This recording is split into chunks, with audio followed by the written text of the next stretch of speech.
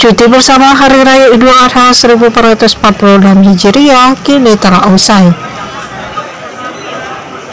Terpantau untuk Bandara Selampari Kota Lubuk Linggau sudah dipenuhi oleh seluruh masyarakat yang hendak pulang kampung untuk menuju ke rumah masing-masing.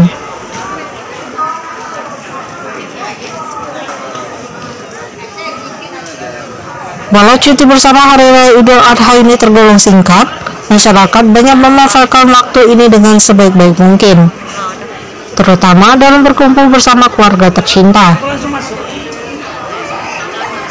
Banyak masyarakat yang sudah mempersiapkan diri untuk kembali ke tujuan masing-masing, karena mengingat hari Senin sudah dimulai aktivitas kembali seperti biasanya. Hal ini disebabkan untuk menghindari antrian membludak para penumpang.